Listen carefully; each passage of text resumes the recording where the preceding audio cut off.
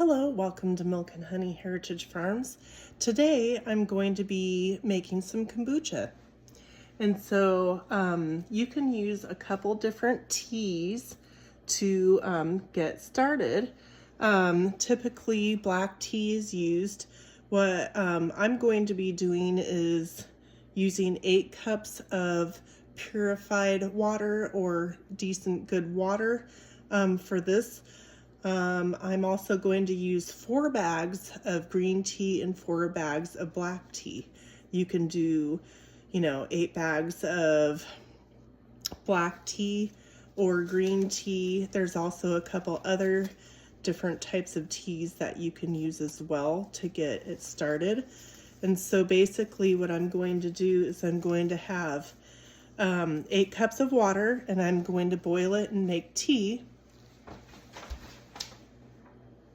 I have 1 more cup here to add in here, and I'm going to simmer it for a little while and get all the tea going into this kettle so that it will be nice and rich. And then once I get that, I'm going to strain my tea bags out of the water, and then I will let it cool until it's to room temperature. And just before that, I'm going to add 1 cup of sugar to this. And then it'll completely cool to room temperature. And then what I will do is I will pour it into a 1-gallon jar, a clean 1-gallon jar. And I'm going to be adding a live mother SCOBY into this to make my kombucha, which has lots of micronutrients in it and things like that, and I will be discussing some of the benefits of making this at home for yourself. So join me along and let's get this going, and I'll bring you back as we proceed. Thank you so much. All right, so now that I've let my tea bags brew in this 8 cups of water, I'm going to now take them out, and it's still slightly warm. So I'm just gonna go ahead and press out the extra liquid from my tea bags here. And I will compost these tea bags. You get whatever kind of tea that you can get. The better quality the tea, the better. You can also do loose leaf teas to make this. Now it's still warm, so I'm going to add 1 cup of sugar to my 8 cups of tea water. Okay, and then while it's still warm, it'll help the sugar dissolve better. And so I'm just going to stir that around, and I'm going to keep it in here and occasionally stir it until this tea gets to a room temperature. So what we're going to do is keep stirring it.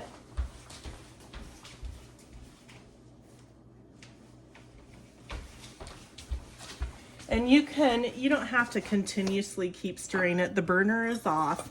It's not going to burn or anything like that. So if you can get a SCOBY or the mother, which is a gel, and I'll show you that. It is in this bag here with some of the liquid. So this is the mother, and this is what I'm going to put in here. So I'm going to let it cool. I will then place all of that tea into this jar here. And it has to be at room temperature. You don't want it warm.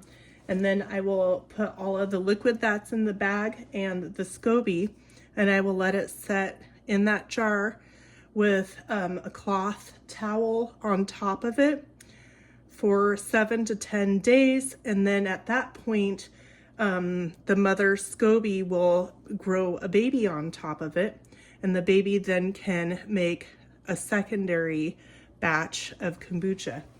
So the little disc SCOBY, or round mass, is full of bacteria and yeast that turns into a frizzy fermented drink. And it is loaded with B vitamins, antioxidants, and probiotics, and other things, which in turn can help for gut health. So do your research. It's a taste that you have to acquire, but it can help aid in a lot of different things.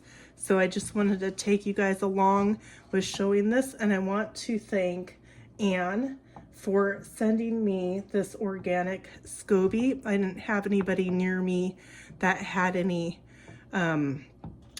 SCOBYs to give me at the time. So this is awesome that I get to get this started again and have something to help increase my health. So look into the benefits and things like that and how much you want to take per day, but it makes like a nice little fizzy drink. I will then bottle it up into bottles. Let's see if I had one sitting aside. There's clear, always put it in glass. There's clear, I have some colored ones.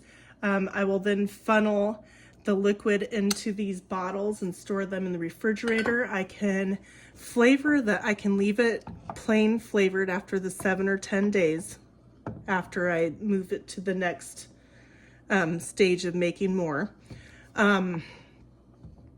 So I'll bottle it and put it in the refrigerator, but if you flavor it, you can flavor it with different types of berries and things like that, where you would squeeze the juices out of the berries, adding more antioxidants and vitamins and things like that to your drink, and just enjoy, sip and enjoy.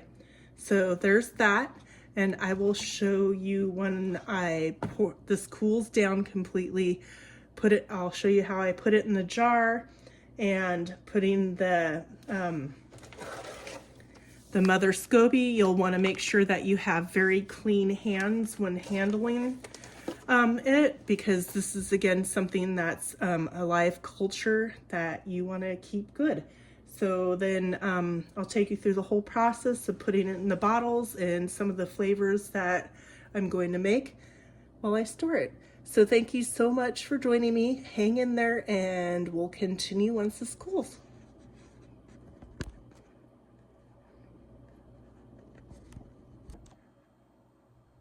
All right, so my tea is down to room temperature. I've got a gallon-sized jar, and make sure you guys can see, I'm going to just simply funnel all of the tea, and the tea was 8 cups of water cooked on the stove with 8 tea bags. And typically people use black tea. I did a combination of 4 black tea and 4 green tea. You can just do one or the other. There's a couple other varieties of teas that you can use as well. So I'm going to get this all ladled into this jar, and then we'll move the SCOBY, the mother, into the jar, and I'll show you that. All right, so I'm going to take the funnel out, and I have got my mother SCOBY, which is an organic. If you can't get one of these from somebody local or make one yourself, there is a technique where you can grow them yourself.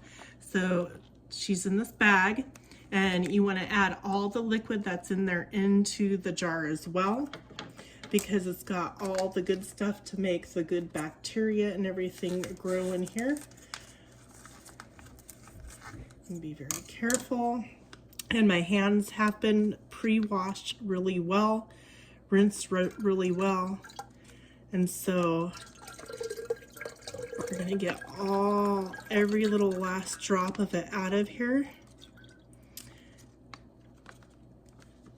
And this is what it looks like.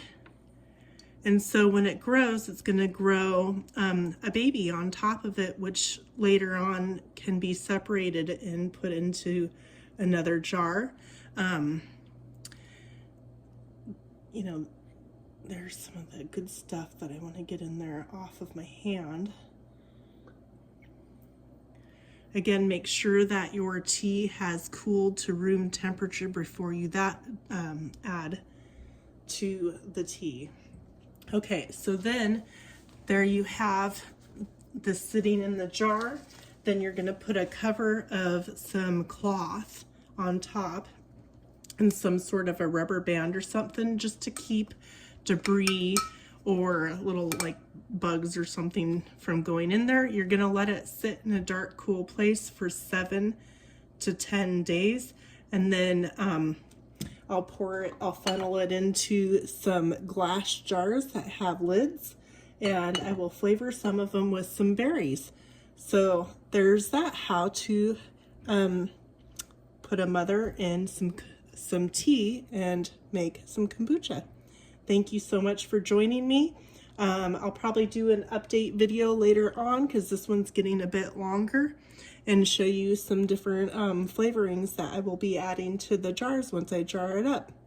Thank you again for joining me. See you on the next one.